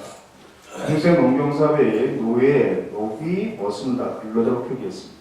조선왕조실록에도 삼국사기, 그러나 현대 산업사회의 피고용자 직장인은 조선시대 머슴과 다른 존재잖아요. 근대 산업사회 피고용자 직장 임금생활자가 출연한 다음부터는 모든 한자권 나라가 이 사람들을 노동자로 표기한 거예요. 그런 법은 없었지만 대학 그렇게 분류된 겁니다. 제 수업 배웠던 대학생 중에 중교에서 유학생이 한 명 있었습니다. 근데 답안지 이런 걸 썼습니다. 중국에서는 16세 이상 노동 능력을 가지고 있는 사람들은 노동자라고 한다. 그래서 공무원, 교수, 의사, 환경위원들이 다 노동자이다. 뒷속을 들어보니까 한국은 좀 다른 것 같다. 한국에 근로자 포트는 게 신기하다. 물론 중국에 근로자는 다 없진 않겠죠. 그러나 20년 넘게 살면서 한 번도 보지 못했을 정도로 근대 이외에 거의 사용하지 않는 단어라는 뜻이에요. 가끔 사용될 때가 있었습니다. 언제였을까요? 일제강점기 조선근로자 시대 때. 한국정에만 이승만 정부가 저신근로 노동법 만들 때 근로라는 단어 사용했습니다. 근대 이외 근로라는 단어가 좀 노동자성이 희석될 때, 불협적인 상황일 때 노동자의 정당한 대가가 지불되지 않는 상황에 사용된 건 맞아요. 한국적 노동이라는 혐오라서 참 어렵습니다. 제대로 공부한 사람은 노동자로 표현하는데 아시겠지만 이제 전 세계 모든 한자권 나라가 달리 우리 노동자를 표기하잖아요. 우리만 뭐라고 표기합니까? 우리만 근로자라고 표기합니다. 이날 문식을 쳐도 전 세계 한국밖에 없는 여기에요. 제가 작년 노동절에 책을 한 권 냈습니다. TBS TV가 이거 소개하는 시간을 편성했습니다. 제가 나가서 이런 말을 했어요. 또 대만, 중국, 일본 논문에 보면 노동자 1000명당 노동 손실 수란 지표가 있습니다. 아마 이 단어 작가가 몰랐던 모양입니다. 일자 빼먹었는데요. 한국의 간변학자들이 번역할 때 굳이 통계를 뭐라고 번역할까요? 근로자 1000명당 근로손실로 번역합니다. 이렇게 유치하지까지 할 필요는 없는 거죠. 이 단계 넘어서야죠. 그래서 이런 법안이 제출되고 정부가 헌법에 글로 노동조항을 발표했던 것은 특별하고 대단한 일이 아니라 이제 비로소 다른 나라와 같아진다는 뜻입니다. 우리만 비정상 능력에 따라 정상화되는 것에 불과한데 이거 가지고도 난리가 났던 거잖아요. 사회주의 영법이다 막 이러면서. 그렇게 볼 건 아닌 거죠. 장교는 세 번째, 노동이나 노동자라는 단어를 빌려가 어색해하지 말자는 겁니다. MBC 카드뉴스가 이거 다룬 적도 있었습니다. 그런데 이게 한국 사회는 수십 년 걸려도 쉽지 않습니다. 실제 노동자들도 직장인들도 여기 계신 분들도 노동자라는 단어가 어색해지지 않는 게 이게 평생 걸려도 쉽지 않습니다. 이런 나라가 지구상에 없거든요. 우리밖에 지금. 다른 나라들은 직책이 높아도 일하면서 자기 워크라고 생각합니다. 다른 한국 사회 노동자의 지금 대부 부정적입니다. 수배전당입니다. 인상착이 뭐라고 표기했습니까? 노동자품이라고 표기합니다. 이거 내가 수십 장 보여드릴 수 있어요. 중학교에 가서 어떤 선생님이 노동자를 내보다 빈칸을 쳐다보고 있습니다. 평택 지역의 중학교입니다. 다른 데도 아니고 쌍용차가 있는 뭐라고 썼겠습니까? 이렇게 됐어요. 어디 가서도 다 마찬가지다. 다 했습니다. 근데 이런 나라 우리밖에 없거든요. 다른 나라는 어떨까요? 대사관에 2개사입니다. 그럼 서기관급 이상 고위직 공무원입니다. 노조에 가입할 수 있어요. 노동자라는 뜻입니다. 피터 존슨, 핀란드 교장협 회장입니다. 이런 말 합니다. 핀란드는 교원, 노조, 교장 사이가 아주 좋다. 보통의 교장들은 대부분 교원 노조에 가입했다. 나도 그렇다. 그러니까 유럽에서는 교장도 교사 노조에 가입합니다. 노동자라는 뜻입니다. 한국에서는 평교사도 대부분 자기 노동자 아닌 줄 알아요. 정교조에 가입한 동료가 이상해 봅니다. 그래서 그 사람이 무식한 거예요. 사실. 교장 노동자도 있습니다. 예술 노동자 당연히 있죠. 화가 노동자도 있고, 음악가 노동자도 영화배우 노동자도 있고, 경찰 노동자 당연히 있죠. 집회도 합니다.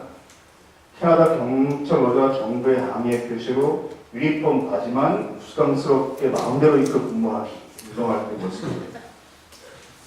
프랑스 경찰 노조 2015년 12월 파리 집회하는 모습입니다. 열심히 집회하다가 교대 시간 되면 어떤 일이 벌어질까요? 근무하는 경찰과 집회하는 경찰이 서로 자리를 바꿉니다. 그럴 때 나는 안 망합니다. 아니 그 도둑은 누가 잡나? 훨씬 더 잘 잡습니다. 노동 조건이 좋아지면 업무 수행도 잘하겠어요? 못하겠어요? 그래 우선 위에 경찰로 들어오죠. 조봉하는 노조 다 있습니다. 웬만한 나라들은 이렇게 자꾸 가난한 나라가 있어요. 제가 이날을 무시해서 하는 말이 아니라 국민의 상당수가 밀림 속에서 뻘거벗고 사는 나라도 조방한 노조는 있습니다. 이 말은 우리가 훨씬 더 부심적이고 무식하다는 뜻입니다. 참 비슷한 얘기죠. 프랑스엔 판사, 변호사 노조도 있잖아요. 판사 노조가 있다는 건 판사들 스스로 노동을 예측하고 있다는 뜻입니다. 그래서 판결이 상당히 공정해지고 신중해지는데 기여했습니다. 판사들이 기득권을 생긴 것이 아니라 그렇게 오해하지 않고 바랍니다. 저 대우그룹 부도가 났을 때 대우그룹 내에서 사라진 공적 자금이 23조 원이었습니다. 그게 사라졌겠습니까? 다 누구 주머니 들어간 돈이지. 김의중 회장은 배를 도피했는데 프랑스에 목격이 됐어요. 그러니까 대우그룹 노동자 가운데 프랑스까지 가서 활동한 겁니다. 잡아오자. 지금 홍보전이죠. 그때 찾아와서 법률 자문을 담당했던 노동자가 몇 명 있어 나중에 보니까 판사로 조합원되더라. 그런 기사 내용입니다. 이 기사. 핀란드 보건복지부 차관이 한국 방문했을 때 놀라운 말을 했습니다. 나도 노동조합원입니다. 유럽은 차관도 공무원 노조에 가입합니다. 차관이 자신의 정체성을 노동자로 생각하고 다른 사회 부서 차관을 아플 거예요. 이런 것도 노동자야. 이런 뜻이죠. 군인노동자도 있습니다. 이러면 가슴이 철렁합니다. 국방을 누가 지키나. 송거수라는 웹툰이 있습니다. 최우석 작가가 6년 동안 준비했고 3년 9개월 네이버 연재도 정말 좋은 만화입니다. 제 생각이 그렇다는 게 아니라 이런 큰 상을 다 휩쓸었어요. 그래가지고 탄핵되기 전에 우수상을 받았어요. 고민하는 겁니다. 그때 장관이 누구였어요? 근데 문체부 장관이 누구였습니까? 구속됐다가 나오는 그 여성 장관 있잖아요. 네. 가상을 받으니 역사 이 사진이 남을 텐데 상을 받으면 고민고민하다가 만화가 이렇게 어떻게 하냐면 세월호 리본 중에 이렇게 차에 붙이는 제 차에 큰 노란 리본 있잖아요. 가슴에 다 붙이고 갔습니다. 그래가지고 상금은 전에 세월호 가족에게 기부합니다. 사진 찍고 상 받고 그런 일이 있었는데 국어신 노동상담소장의 주인공 중에 한 명입니다. 노동교육하는 영에 나오는 이런 대사가 있습니다. 경찰, 소방뿐만 아니라 독일이나 스웨덴 이런 데 군인노조도 있어요. 군대 노조 있어봐. 문화필이 성책, 음원사 이런 거 쉽게 되겠어요? 군인노조 생기면 군대가 청렴해집니다. 성추행 등이 줄어듭니다. 눈에 불을 켜 군대의 비리를 감시하고 성추행 사건이 발생하면 책임자 처벌을 요구하고 이런 게 군인 노조의 중요한 일상 활동이거든요. 그래서 분당국일수록 군인노조는 더 필요합니다. 가장 모범적인 군인노조가 분당국일 때 군인노조였거든요. 독일군들이 왜 노동자 깃발을 세웠을까요? 어떤 걸 깨달았습니까? 우린 다시는 나치 같은 군대가 될 수는 없다. 그게 독일군의 출발점이 얼마나 정의로워지겠습니까? 작은 네 번째, 비난 한능이 없다고 해서 노동적 관계 없다고 생각하는 것은 한국 사회에서는 매우 잘못된 인식입니다. 사회가 발전할수록 노동자의 포함된 개념이 계속 확장돼서요. 그 나라 국민 속이 몇만 달러다 그 선진국 기준이 아니라 저 같은 사람들은 그 사회에서 어느 정도 직제까지 자기를 노동자로 인식하는가 이런 것도 선진국의 중요한 자격으로 보는데 독일은 잠깐까지 노조에 가입할 수 있습니다. 메르켈 총리잖아요. 독일에서 보수합니다. 노동운동 엄청나게 탄압했어요. 이 사람은 독일에서는. 한국처럼 하지는 않았지만 독일에서 가장 노동자의 적대적인 정신 중에 한 명이고 독일에서 유일하게 나치의 잔당이 있을지 모른다고 의심받는 정당의 당수이고 상당히 보수적인 사람입니다. 근데도 총리가 되면서 이런 말을 했거든요. 할 수만 있다면 총리도 역사의 그 노동자 신분을 유지하면서 노동자 계속 내릴 수 있으면 좋겠습니다. 무슨 뜻이겠습니까? 내가 장관급일 때까지는 노동자에 속할 수 있었는데 이제 총리가 되면 이제부터 내가 지배계급에 속하는구나. 노동자 계급이 될 수도 없다는 게 진심으로 아쉽다는 겁니다. 가식적인 발언이 아닙니다. 왜냐하면 그 사회가 변화하는 과정에서 노동운동이 어떤 역할을 담당하는 걸 똑똑히 분석이 충분히 가능한 정도입니다. 이 만화 드라마로 제작됐습니다. 그럼 이 장면이 어떻게 나왔을까 잠깐 보겠습니다. 뭐야? 갑자기 소리가 죽었지? 저절로 꺼지는 기능이 있나? 네, 그러면 이게 뭐 하는 거지? 곤란한데 저절로 꺼지는 기능이 있는데. 상담오시면 연예계 처음 듣죠? 아, 네. 대학은 학교에서 가르쳐야 되는데 이게 다 외국 사람들 모아놓고 이게 뭐하는 것이. 독일은 초등학교에서 모의고사 교섭을 1년에 6번 한답니다. 요구안 작성, 홍보물 제작, 서명운동, 연설문 제작까지. 프랑스 고등학교 사회과목 수업 3분의 1이 교섭 전략적이구나. 학교에서 이런 걸 가르치니까 그런 나라에서는 판사, 교수 같은 사람들도 노조를 만드는 거예요. 경찰서공단뿐만 아니라 독일, 스웨덴 이런 데는 군인 노조도 있어. 군대 노조 있어봐. 군납비리 의무사 성추행이 쉽게 되겠어요?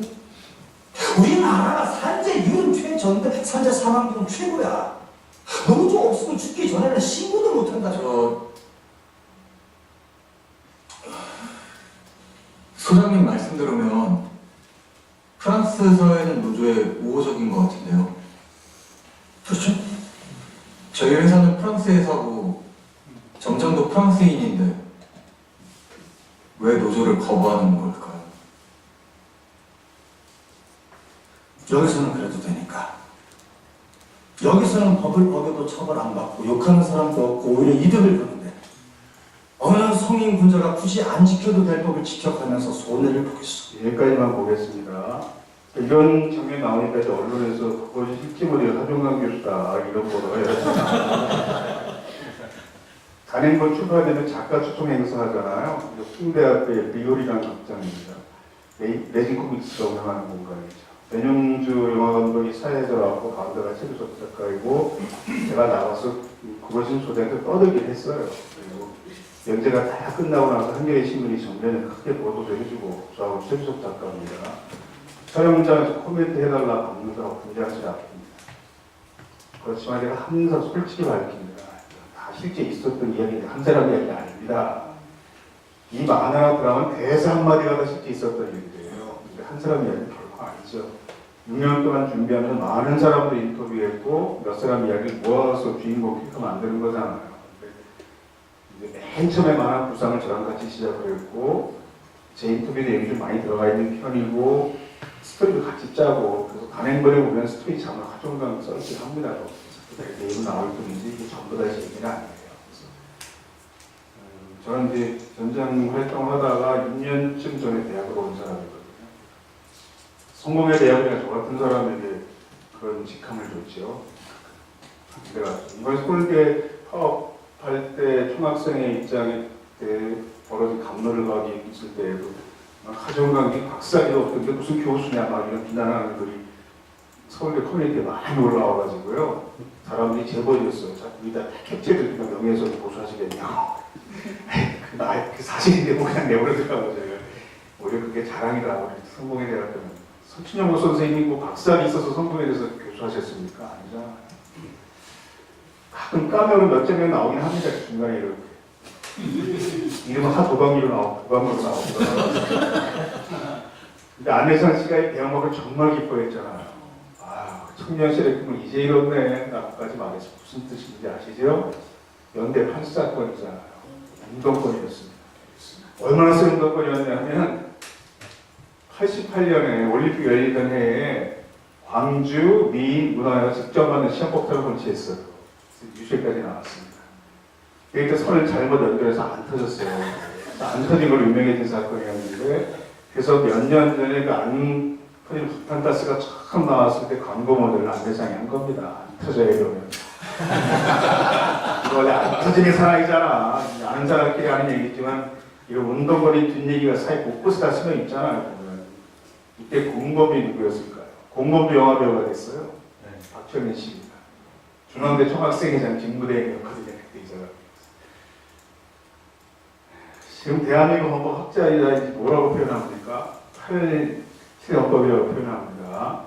박근혜도 87헌법체제라고 표현했습니다. 그럼 무슨 뜻이겠어요? 대한민국 사회 정체성의 토대가 되는 제6공화국법은 80년대 민주화운동 선거를 80회 만들었다는 뜻입니다. 한국 사회 만들어 굉장히 중요한 역사적 경험이 민주화운동이잖아요. 3.1 만세운동, 자유운동 못지않게 그래서 제가 여기 와서 그런 얘기 할 필요 전혀 없지만 여기 비슷한 사람들이니까 다른 데 가서 우리가 직접 중에 한두 명 있는 운동은 절대 미워하지 말라고 가족 고생시켰지만 사회 귀한 사람들이다 한마디씩 큽니다. 여기 다시 초록이 동생만 머리 떼버렸네. 신유효 70%가 비정규직 노동자이다. 이 같은 노동적 인증적 구조가 한국 경제 저요소가 됐다. 이게 누가 지적한 걸까요? 국제통화기금이 2004년도에 제출한 이미 15년쯤 전에 국제금융자본이 걱정을 해야 할 정도로 한국의 비정이 너무 많아졌어요. 이게 이제 80%까지 들었다가 최근에 좀 끌어들고 있는 겁니다. 이정호 교수님 가장 존경하는 진보 경제학자죠. 이런 주장하십니다. 비정규직 한국만큼 많은 나라는 지구상에 없다. 한국의 비정규직은 노동자의 50% 세계 1위다. 유럽에서는 스페인 30% 넘는 것으로 안경이 높다. 다른 나라들은 비정규직이 10 내지 20%에 불과하다는 거예요. 더 중요한 사실이 있습니다. 다른 나라들은 단기 고용 계약에 차별이 없습니다. 오히려 유럽은 비정규직의 임금이 정규직보다 높잖아요. 그 윤식당이라고 태어난 윤여정 씨가 스페인에서 식당 경영하는 그 프로그램이 있었잖아요. 거기 평범한 스페인 남녀가 앉아서 그런 얘기를 합니다. 해외여행 한국 청년들을 만난 적이 있었는데 대학을 졸업한 뒤에 전 세계 다니면 1년 동안 여행을 하는데 그렇게 귀국하면 대기업에 취업해서 20-30년 동안 직장 생활을 하는데 뭐 그렇게 살 수가 있지? 그들은 끔찍한데 그게 한 조직 속에서 막 출퇴근 시간을 지키면 20-30년 살아야 한다는 게 그 사람들 끔찍한 일이 꿈이잖아요 지금 대기업 취업하는 게. 최근에 이제 호주에 사시는 분이 개인적으로 아는 분은 아닌데 페이스북에 보니까 이런 걸 올려서 그냥 눈으로 보십시오. 제가 읽지는 않겠습니다. 이름은 모자이크 처리했는데 그래도 보이네.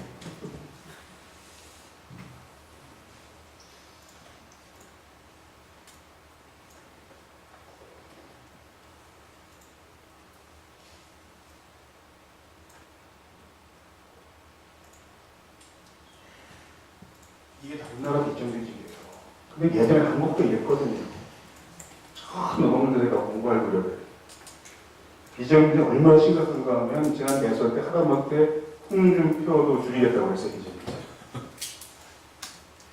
그런데 보면 공약 중에 정의당 정도 가야 사용사유 제한이라는 개념이 등장합니다. 이게 굉장히 중요한 개념인데요. 비정규직은 두 가지 제한 개념, 사유 제한 개념, 기간 제한 개념이 있습니다. 우린 이것만 도입하고 요구하지 않았어요. 그렇게 주장했지만 받아들이지 않았습니다. 참여정부가. 사용사유 제한 아시겠지만 특별한 사유가 있는 경우에만 비정규직을 시험할 수 있도록 제한하는 겁니다. 그 경우는 세 가지예요. 질병, 출산 등 결혼이 잠시 발생했습니다. 한시적 단기적인 업무일 때, 계절적인 업무일 때 제주도에 가서 귤 농장에서 귤 따는 거 이런 거 한철만 하잖아요. 세 번째는 뭘까요? 시험기간 업무 적응량이 필요해요. 이게 원래 인턴제의 취지입니다. 내 적성에 맞는 회사인가 검토 기간이 필요할 때 노동자로서 즉 회사로서는 우리가 필요한 인재가 맞나 이걸 검토할 기간이 필요할 때 이게 딱 3개월 넘지 못하게 되어 있습니다. 법적으로는 원래 이 인턴제의 취지입니다. 지금 악용되고 있는 거죠. 노동력 특수수당. 주말에 중앙일보 기자가 전화를 했어요. 한전에서요. 인턴을 지금 120명 채용했는데요. 계약 기간이 이틀이 돼요. 이게 말이 되나요? 아휴. 그 무슨 행사하면서 필요한 이런 알바를 인턴으로 싸게 고용한 겁니다. 그냥. 근데 왜 인턴이라는 명칭을 불사용했을까요? 정부가 지원해주거든요. 그 인건비를. 인턴이라고 하는 지금 붙입니다.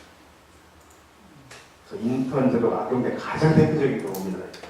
설명해드렸습니다.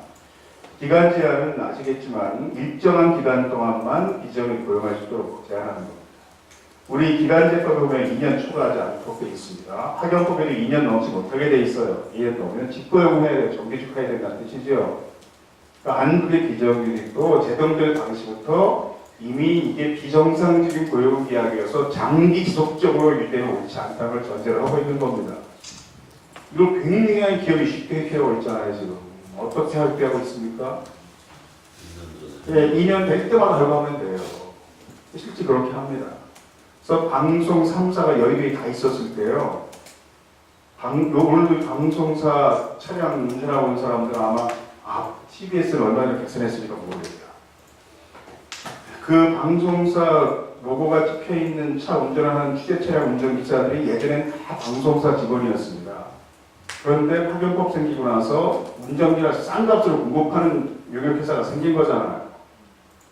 그래서 차량은 방송사 소유지만 운전하는 사람은 용역회사가 파견한 기사들입니다. 여의도의 새 방송사가 이걸 2년마다 속 돌렸어요. 이렇게. SBS에서 MBC가 MBC에서 KBS가 그 중에 한 사람이 민주노총 부위원장을 했는데 10년이라도 비정규직인 거예요. 그래서 이 법을 만들 때 참여정부에서 우리가 뭘 주장했냐 하면 이거 쉽게 막을 수 있다.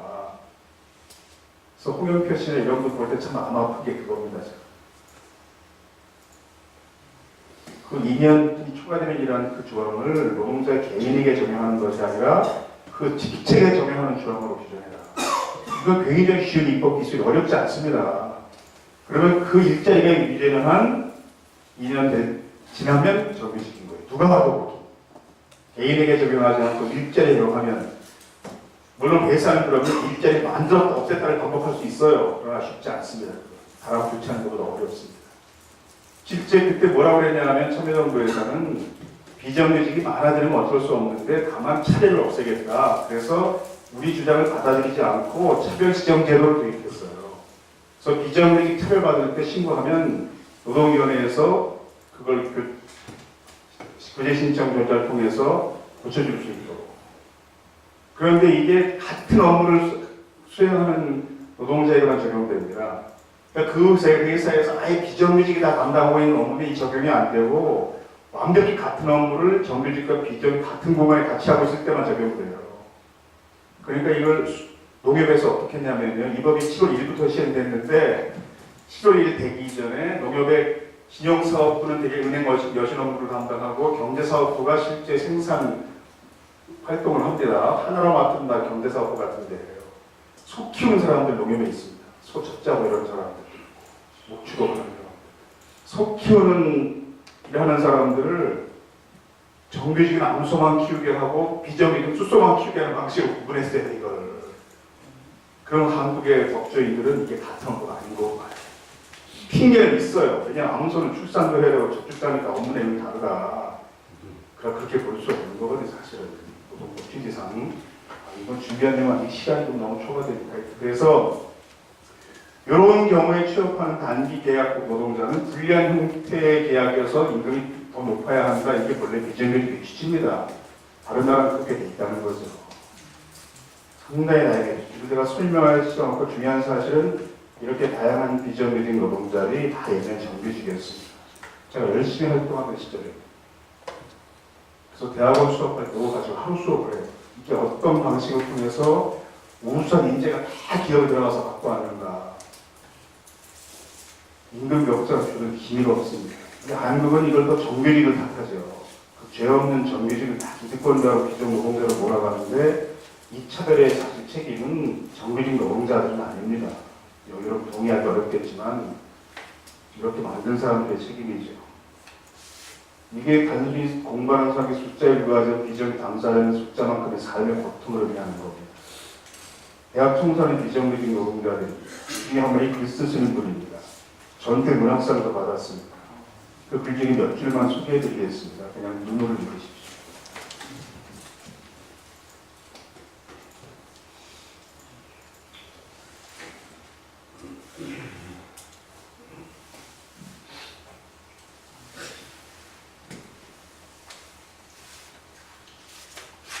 왜 이렇게 시작했습니까? 휴게실이 없으니까 바로 이런 공간입니다. 전국 대학 건물 중에 설계할 때부터 환경미와 노동자 휴게 공간을 설계한 대학은 제가 아직 못 봤습니다. 노동자 결성하는데 열심히 싸워서 저것이 확보하는 겁니다. 그러니까 이 사진도 보시면 실내 벽이 좀 이상해 보입니다. 다 외벽용 타일로 되어 있고 벽에 군데군데 뭐가 많이 붙어 있습니다. 왜 그럴까요? 원래 건물의 바깥쪽이었다는 뜻입니다. 2층 계단이 이렇게 튀어나와 있으니까 그걸 지붕사막 아래쪽을 삼각형으로 막아달라고 요구하는 거죠. 상당히 작은 구간이 정말 좋아했고 얼마나 이걸 자랑하든지 꼭 와서 들어보셔야 된다고 들어갔다 찍은 사진입니다. 이건 작년 기사예요. 서울의 한 빌딩입니다. 남자 화장실 맨 끝한 연겹이 작은 문이 하나 있잖아요. 그 문 열면 그곳이 여성 청소 노동자 휴식 공간입니다. 근데 찾아간 기자한테 관리인이 뭐라고 그랬을 것 같습니까?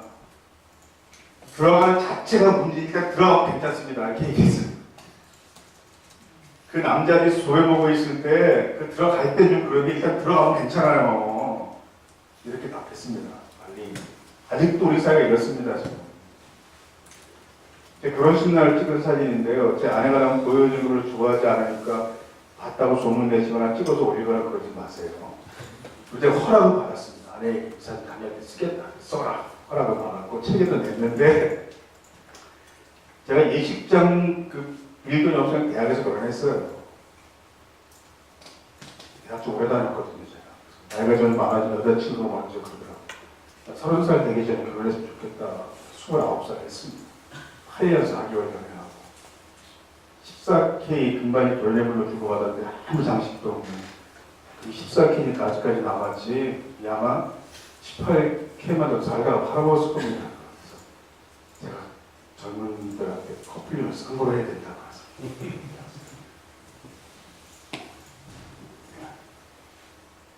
어려운 생각이 있어가지고 근데 이분들이 물론 저하고 다 친하게 지내서 결혼식 와주셨는데 사실 결혼식 국수 다 이분들이 와서 말아주셨어요. 도와주면서 아이고 아줌마 결혼한대 도와줘야지 와서 해주셨는데 제가 그걸 자랑하려고 이 사진을 보여드린 것이 아니라 이 사진을 굳이 공개한 이유가 있습니다. 촌스러운 사실. 이 사진 속에 두 분이 이 사진 속에 계세요. 이게 26년 뒤거든요. 그걸 무슨 뜻 처음에 몰라봤습니다. 20년 지나서 만나기 전혀 모르겠더라고요. 한 시간 떠들다가 이제 알고 막 울컥한 거예요, 서로. 이게 무슨 뜻이겠습니까? 비정규직이 아래쪽으로 갈수록 점점 더 나빠진 겁니다. 그나마 직접 고용 비정규직일 때에는, 대학이 직접 고용한 비정규직일 때에는 본인이 원하면 26일 할 수 있었다는 뜻이에요. 이게 불가능해진 거잖아요. 왜 그런지 아시죠? 전부 아웃소싱이 됐습니다. 그래서 요즘은 청소노동자, 대학교에서 용역회사가 다 끼어있고 용역회사, 대학과의 계약이 끝날 때마다 고용승에 지정을 해야 돼요. 완전한 대학이 없어요. 연세대학교도 제가 그래서 농성 천막에 몇 번 갔습니다. 그때. 인천 송도에서까지 올라와가지고 거기서 농사를 하고 있더라고. 막 송도교도 올라와가지고. 그 투쟁에 한 4분의 1 정도는 패배한 것 같아요. 천막 농성까지 해도 승리했다고 해봐야 보장되는 기간이 1년입니다.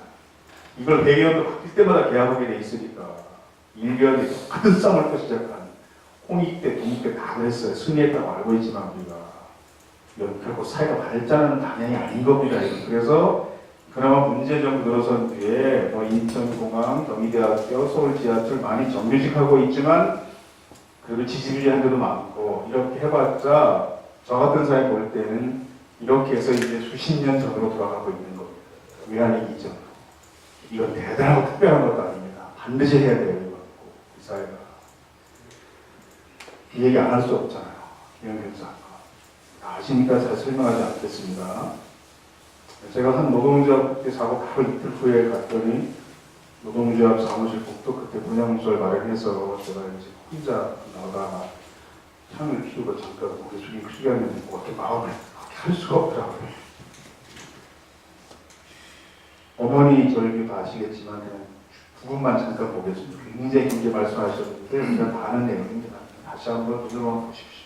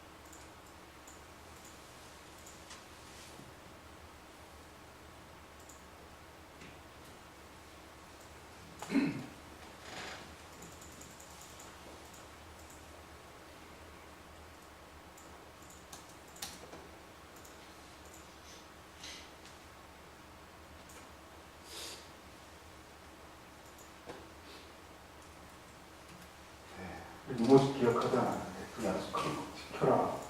77년 떠올랐을 겁니다. 이 장면이.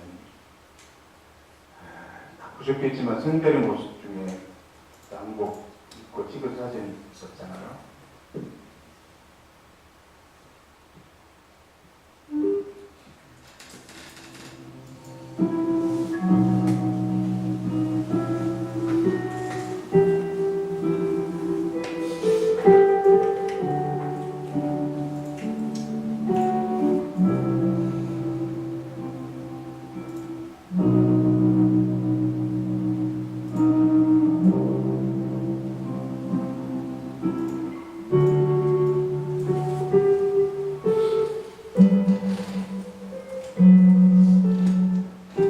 대한민국으로 신문하는 거 있잖아요. 이제 구의역 사건입니다.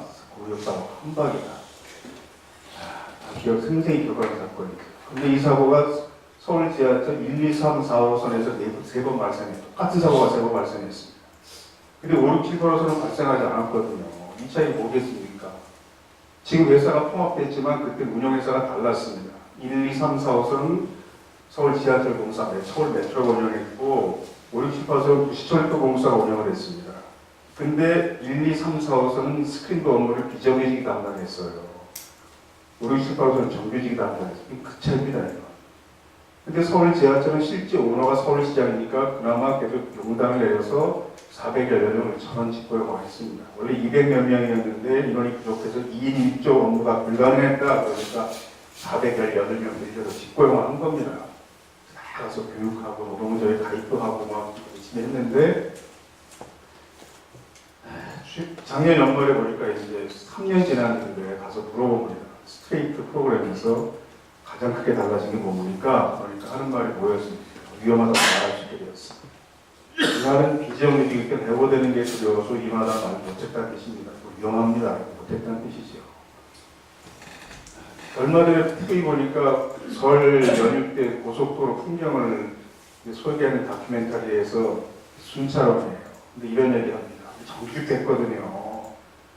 눈빛이 달라지더라고요. 사람들이. 이렇게 큰 차이가 있는 거예요. 그럼 이게 노동자가 유익할까요? 3년 동안 사고 건수가 5분의 1로 줄었어요. 고작 건수가. 정규직으로 바뀌고 나서. 그러니까 이건 회사가 상당히 유익한 겁니다. 노동자만 유익한 게 아니에요. 회사도 나라 전체 유익한 것이 비정규직의 정규직화인 거예요. 2012년 10월에 IMF가 이런 보고서를 냈습니다. 한국이 비정규직이 없으면 10년간 연 평균 1.1% 성장할 것이다. 이건 어마어마한 수치입니다. IMF에서 한국 경제 성장률을 0.1%만 상향 조정해도 하루 종일 주제 나와요. 이게 자랑스럽다고. 그런데 비정규직 차별 없애는 것만으로 한 10년 동안 매년 1.1%씩 추가 성장률이 발생한다. 이건 엄청난 수치입니다. 이게 어떤 경제 원리로 가능합니까?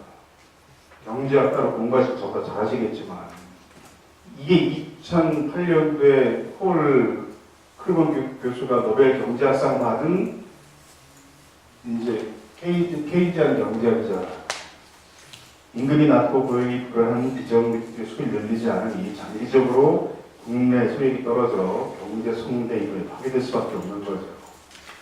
자기 결론 5번째, 비정규직을 정규직화하는 것은 그 비정규직 노동자 개인은 물론 사회 전체 유익한 일인 겁니다. 이걸 데이터로 증명할 수도 있고 시간이 많으면 세월호 이야기는 어떠할 거예요. 세월호 승무원 29명, 15명이 비정규직이었습니다. 핵심 부서는 70% 이상이 비정규직이었어요. 추앙 당일 채용됐던 제도 가까운데 계약서 잘 안 듣고 근로계약서 없이 흥선한 조기장도 있었습니다. 근로계약서는 요즘 편의점 알바 노동자들도 많이 체결합니다. 심지어 조계장은 기간부 관리직 사원인데 이런 식으로 인사노무 관리선에서 합니다. 선장 1년짜리 계약직이었죠. 나중에 거짓말이었다 이런 말이 나오긴 했습니다. 조타서는 배를 직접 조종한 마도로서 일하는 사람들이 얼마나 중요한 직책입니까? 6개월 1년짜리 계약직이었습니다. 정규직과 비정규직 이름도서를 몰랐어요. 이건 자기 직장에 애정을 가질 수 없는 고용구조였다는 뜻입니다. 세월호 승무원이 어떤 마음으로 이랬을까요? 아이고, 여기 내가 직장이라고 다니고 있어야 되나? 문제가 발견되면 그걸 개선할 생각하는 것이 아니라 그 다음날이라도 조금 더 좋은 회사 연락이 오면 별도한 마음의 준비가 항상 되는 사람들입니다. 어느 누가 세월호도 마찬가지 상황인 거죠. 그러니까 세월호 사건은 노동계의 정당한 결하지 아니려는 비정상적 경영 반드시 불러일으키기도 한 거예요. 무슨 잘 안 보이네요. 그래가지고 보라색을 많이 사용하는 이유는 영국 BBC 노조가 파업할 때마다 보라색 옷을 입거든요. 왜 그렇겠습니까? 보라색은 좌에 붉은색과 우에 푸른색이 좋아지는 색이기 때문입니다. 이렇게 설명하면서 여러분들이 그때 또 보라색 좋아하긴 했어요. 자, 여기 잘 보이는 여기 잘 안 나오네요. 물론 이게 가장 큰 원인은 아니지만 이게 망가진 국가 시스템이 배경에 깔려있는 문제지만 제가 볼 때는 세월호 승무원들이 전원 정규직이었고 정당한 득을 받았으면요. 최소한 공무원 정도의 수를 가지고 있었다. 그러면 그 계획 결함이 사전에 다 개선될 수 있었을 것이고 사고가 발생해서도 희생자들이 적었을 거라는 게 제 생각입니다. 제가 일주일이 되던 날부터 학교 제 연구실 문 앞에 세월호 추모 스티커를 붙여놓고 리본에 벽에 걸어놓습니다. 그러면 사람들이 지나가다 하나씩 가져가지. 배낭에 매달고 다니려고 한 개는 안 가져가요. 학교를 매일 가지는 않잖아요. 제가 방학 때도 항상 한 개는 남아있어요. 언제 가봐도 한 개 남았다고 사람들이 안도합니다. 안 가져가고. 성공회대학교 정말 좋은 대학교예요. 지금 빨갱이 대학인 줄 알지만 전혀 그렇지 않습니다. 많이 보내십시오. 서울대병원 노동자 간부들입니다. 이 중에 한 분이 저 보자마자 하는 말이 남편이 어제 집에 오더니요. 학생들 만났다고 자랑하던데요. 그러더라는 거예요. 저 만났다고 자랑하더라는 거예요. 어제 만난 남자가 누군가 싶다가 혹시 물어봤어요. 그러면 혹시 가습기 살균제 피해자 가족 대표가 당신 남편이냐고. 그렇다는 거예요. 그런 일 겪었어요? 그 제가 휴직했던 거예요. 그 간부가 휴직한 건 제가 알았어요. 근데 그 사건 때문인지 몰랐죠. 왼쪽 두 번째 있는 분이잖아요. 제가 학기마다 마지막 수업을 항상 장기 투쟁한 사람들 모여서 이야기 마당으로 꾸밉니다. 이 학기에는 세월호 가족 가습기 살균제 피해자 가족을 추천했습니다. 세 번째 계신 분이 생존 학생의 어머니입니다. 무슨 당황하셨어요. 저는 이야기 마당이라고 해서요. 그냥 열대 명이 둘러앉아 이야기하고 온 줄 알았어요.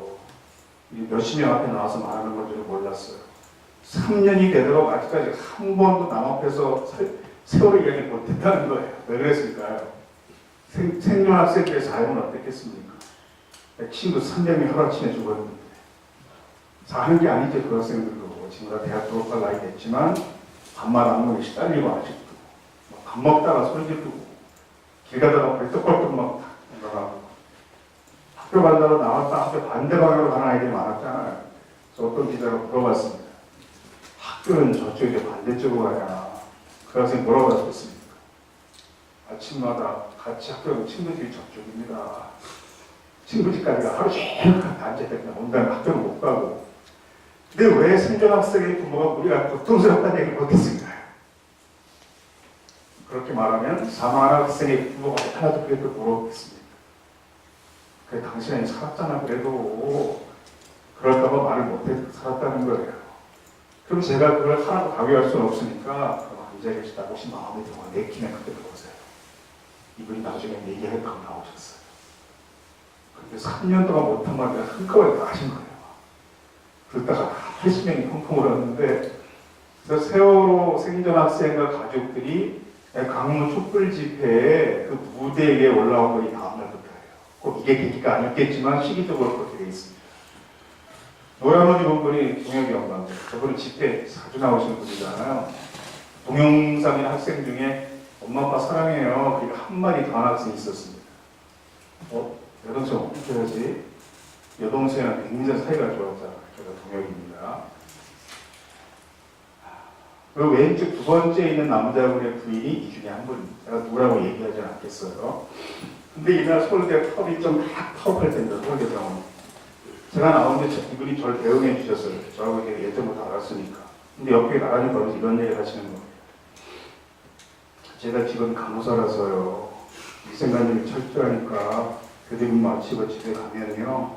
매일 가슴이 크시 씻어서 그 사이 열심히 넣어줬어요.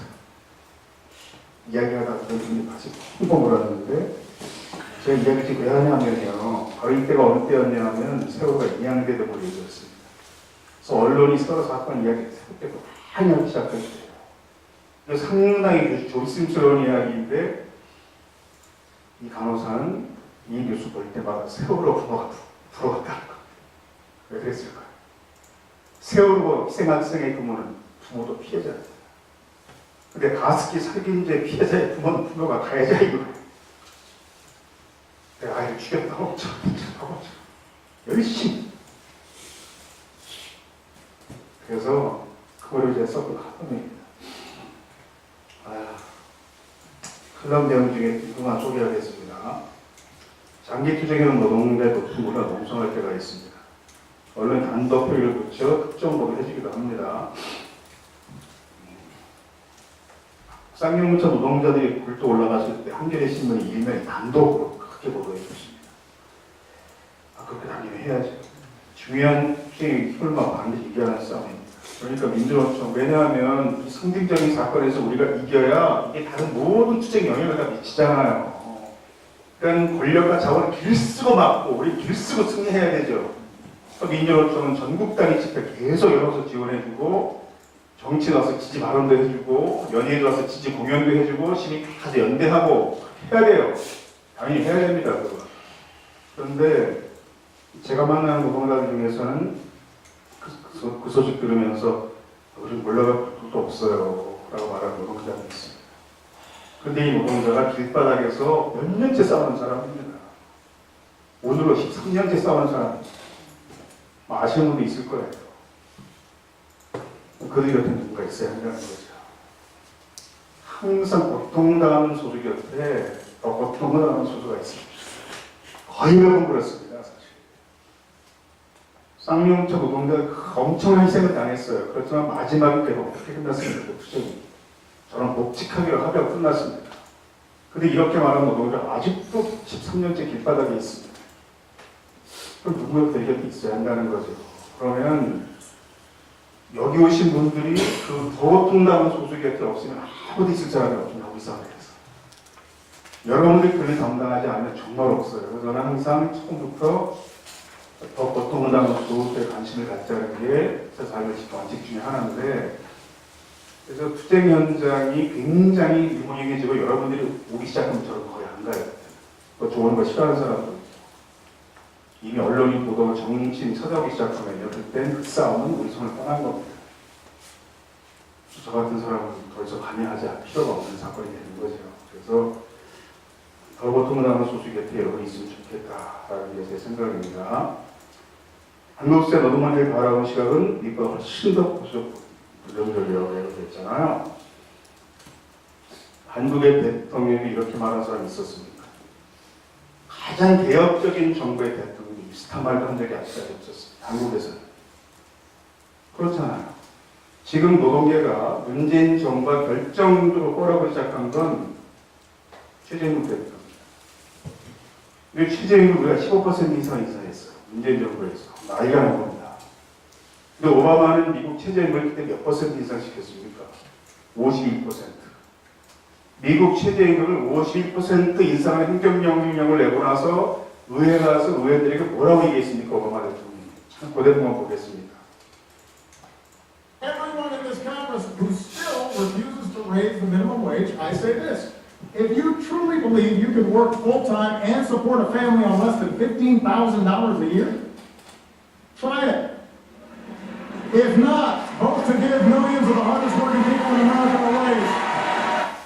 그러니까 이런 정서는 한국 정치 지역에서는 이건 정의당 정서지 더불어민주당 정서는 아니에요. 이건 노회찬 심상정이 하는 말이지 문재인 대통령이나 홍영표가 절대 이렇게 말 못합니다. 지금. 미국이 좋은 나라는 뜻이 아니에요. 하물며 미국조차 이렇다는 겁니다. 도대체 왜 한국 사회에 이런 일이 생겼을까? 우리 경제 규모가 전세 11번째입니다. 노동 문제 얘기하는 건 최수명을 보겠습니다. 조직률 한국이 여기 있습니다. 224개 나라 중에서 경제 규모가 11번째인 나라인데 왜 조직률이 거의 최하입니까? 이것뿐이 아니잖아요. 노동격전이 하지 않습니다. 노동자 그 단어가 혐오합니다.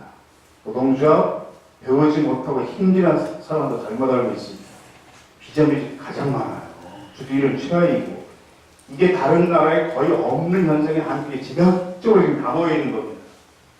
이상하잖아요, 지금 우리가. 이게 이유가 뭘까요? 이거 역사 관계가 있어요. 그래서 노동을 이야기할 때 역사 얘기할 수밖에 없는데 남은 시간이 이제 늦게 시작한 거 포함해도 10분밖에 안 돼서 이제 식사하는 시간인 거죠, 이거 지나면. 예. 40분도 시상. 네, 그렇죠. 2분밖에 안 남았는데 그러면. 이렇게 끝내는 시간은 그러면 내가 말로만 할게요. 왜 이럴 것 같습니까? 전 세계에서 우리만 겪은 이상한 역사가 있어요. 그러니까 전 세계에서 식민지 40년 뒤에 바로 분단 70년 이어진 역사가 우리밖에 없습니다. 그리고 그 와중에 군사정권 30년이 있었습니다. 그러니까 이런 특이한 역사를 거친 나라가 지구상에 대한민국밖에 없거든요. 이게 왜 특별할 수밖에 없냐 하면 식민지 시대 온갖 모습들이 해방과 동시에 극복이 돼요. 근데 우리는 이게 유일하게 해방이 돼서 이걸 바로잡으려고 할 때 분단에 대해 전쟁을 치르는 걸 하지 못한 위안 나라가 된 겁니다. 그 뒤에 군사정권 30년이 있었어요. 분단 서울 70년에. 이런 특이한 자본주의 과정이 전쟁의 한국밖에 없습니다. 그래서 굉장히 특이한 사회가 되거든요. 왜 한국의 지식이 이렇게 고수화되어 있을까요? 전 세계에서 식민지 40년, 분단 70년, 그 와중에 분단으로 30년을 거치며 탄생한 지식 인프라가 한국밖에 없기 때문입니다. 이렇게 전 대학에 있는 학자들의 의식 구조가 기득권 세계의 유익한 쪽으로 편성되어 있는 지식 인프라가 지구상에 대한민국밖에 없어요. 미국 시카고보다 훨씬 더 심각합니다, 우리가. 이게 노동 문제에 비전들이 영향을 미치고 있는 거죠. 그래서 이제 역사를 바로잡는 것이 노동 문제와도 불가분의 관계가 있을 수밖에 없다. 이건 종교도 마찬가지잖아요. 일제시대의 진사참배가 하나의 뜻이라고 다 가르쳤던 타락한 전자한 정치자들이 이면 그럴 수 있습니다. 약한 존재니까 그럴 수 있어요. 그럼 해방되고 나서 반성하거나 회개하거나 용서를 구하는 과정을 바늘끔하게 거쳐서야죠. 그 과정이 전혀 없이 그 사람들이 한국에 교단을 창립하고 신학교에서 배우고 계속 목사 안수하면서 한국교회를 키웠기 때문에 제가 교회 다니는 사람이 한국 기독교가 정상인 기독교가 아닌 거잖아요. 다른 나라 같으면 우리가 정상이고 그들이 정상이에요. 우리는 전 세계 대학교 50개 중에 30개 정도가 한국에 있는데 그들이 정상과 우리가 비정상 같잖아요. 이게 종교도 문제도 마찬가지인 겁니다. 그래서 이런 특이한 자본주의 과정이 한국 역사를 비정상적으로 만드는 바람에 그러면 하나만 얘기합시다. 제가 늦게 시작한 것만큼만 늦게 할게요. 끝내겠습니다. 그리고 이걸 해결한 나라가 있나 봅시다.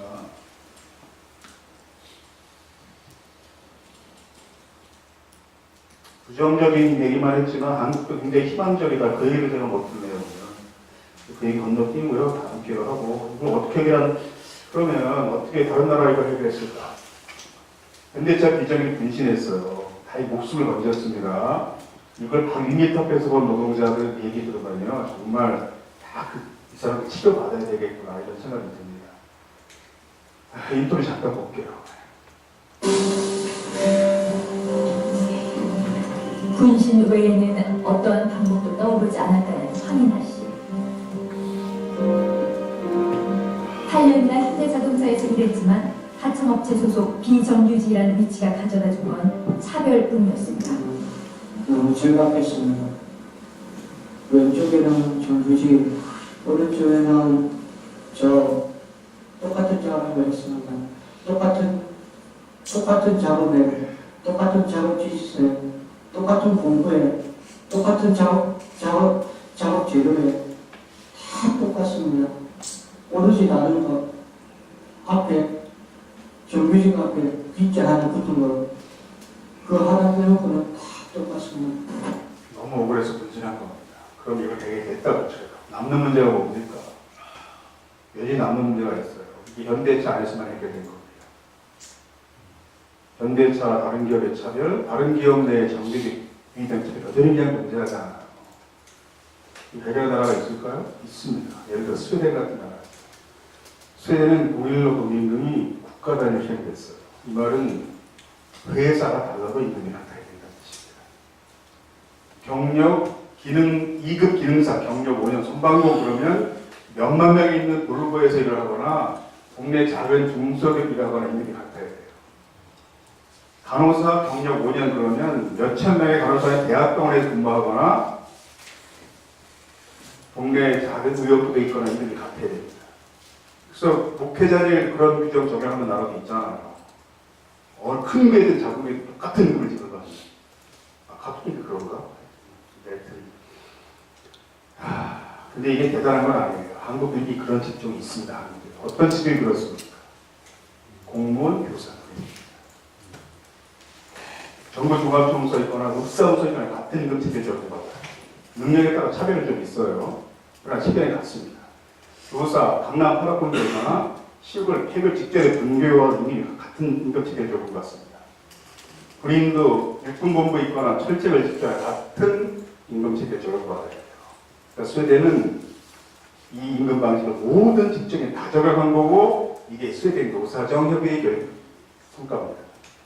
그러니까 스웨덴 대사가 스웨덴 노총을 불러서 한국 민주노총 투쟁만 하는데 좀 협상에 응하는 거라고 충고해 주십시오. 이렇게 얘기해가지고 이게 웃음거리가 됐잖아요. 국제적으로 국제노동기구 ILO 총회에서 스웨덴 대표가 와가지고 한국 대표한테 야 너희 대사가 우리 불러 이렇게 말을 하더라. 이런 합의가 가능한 노사정의는 민주는 반드시 들어갑니다. 그렇지 않거든요 우리는. 그러면 이게 어떤 결과를 초래할까요? 그 임금 감당할 수 없는 기업들은 물을 닫는 겁니다. 어떤 기업만 남겠습니까? 정당임금을 지불할 능력 있는 기업만 남아요. 기업들은 고부가세 창출하는 방향으로 전환할 수밖에 없는 거죠. 임금을 절약하는 것 외에, 즉 노동 문제를 착취하는 것 외에 다른 능력이 없는 기업들은 다 문을 닫는 겁니다. 대기업 정규직과 비정규직 최저임금 논란도 사라지죠. 어떻게 되면 이제 근데 그리고 다른 나라가 우리가 이거 가지고 싸우니까 얼마나 이상해 보이겠습니까? 이런 나라에서. 그런데 일본, 독일, 영국, 프랑스의 경제 성장률이 역내기 1%를 기록한 몇 년 동안 스웨덴이 4내 6% 계속 기록한 적이 있어요. 그래서 이 세상에 알려진 겁니다. 솔직히 비결이 뭘까 연구하다 보니까 보수 진영이든 진보 진영이든 똑같은 결론에 도달했는데 삼성, 경제, 연구도 똑같은 보고서를 냈는데 스웨덴 동일로 동일임금 제도가 국가단위 시행된 것이 경제 성장의 경제기업. 경제 유익하지 않은 기업들은 다 퇴출시키는 겁니다. 이 방향으로 가야 돼요. 근데 이제 결정적인 차이가 사회 안정망에 큰 차이가 있다는 건데 우리는 두 가지 다 잡아야 됩니다. 저임금을 없애고 비정규직 없애고 사회 안정망을 높여야 돼요. 세금을 지금보다 훨씬 많이 내야 돼요. 서민도 좀 더 많이 내고 부유층 엄청 많이 내고 이 방향으로 가야 돼요. 그래서 이게 불가능한 것은 아니고 우리가 언제 그런 나라가 될 수 있을까? 분명히 될 수 있어요. 어렵지 않습니다. 사실 반드시 변합니다. 제가 쉽게 증명할 수 있습니다. 여러분 끝나고 돌아가시다가 여기 참석했다는 이유로 아무도 모르는 것을 막 붙들려 조사받고 고문받다가 감옥에 몇 년 가서 억자로 계세요. 지금 여기 중에 한 분도 안 계시잖아요. 끝내라고 저쪽에 사인 주시네요. 그래서 우리가 예전에 이렇게 활동하지 못했잖아. 이 정도 하려면요 거의 잡혀갖고 하지 않으면 못했어요. 그때는 그가 되게 오래전 얘기가 아니잖아요. 그래서 세상 반드시 변화합니다. 우리가 이렇게 모인 것이 세상을 변화하는 거죠. 그래서 피부끼리 앞에 가서 누가 그러잖아요. 당신들이 이렇게 모일 수 있는 게 크리스천 노동자 대투쟁 민주노동 때문인 거 아니냐고 이렇게 모여서 앞에가지 않는 희망을 가지고 우리 같은 사람들의 노력에 의해서 조금씩 변화했다 이런 생각으로 열심히 피하시는 훌륭한 교육가 되시기가 고맙습니다.